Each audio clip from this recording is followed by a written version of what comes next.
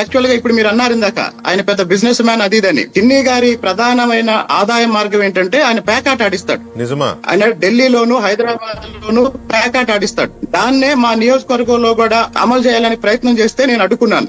శ్రీనివాసరావు గారు మీరు చెప్తుంటే నాకు కొంచెం అది ఇది ఊహలకు అందనిది, ఎప్పుడు అనుకోనిది ఈ మాటలు. మరి ఎందుకంటే తెలుగుదేశం పార్టీలో చాలా చూజీగా సెలెక్టివ్ గా ఇచ్చారు మన టికెట్లు కావాలని మిమ్మల్ని. నేను మీకు ఇంకో విషయం చెప్తానండి. నేను ఇంకో విషయం చెప్తాను.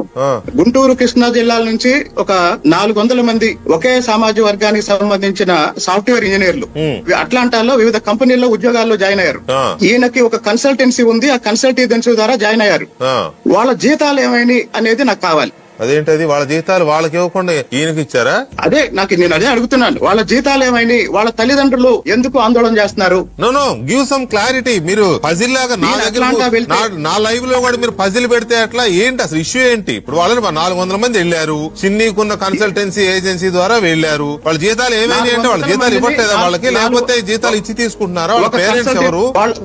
కన్సల్టెన్సీ ద్వారా వాళ్ళని ఉద్యోగాల్లో జాయిన్ చేస్తే వాళ్ళ కంపెనీలు ఈ కన్సల్టెన్సీకి జీతాలు పే చేస్తే ఆ డబ్బులన్నీ అమెరికా నుంచి దుబాయ్ నుంచి హైదరాబాద్ కి తీసుకొచ్చి ఈయన వాడుకోవటం వల్ల ఇప్పుడు వాళ్ళ తల్లిదండ్రులు వచ్చి హైదరాబాద్ లో ఈయన ఆఫీసు ముందు ఆందోళన చేస్తున్నారు. అది నడుస్తోందా ఇప్పుడు? ఇష్యూ ఇంకా కంటిన్యూ అవుతోందా?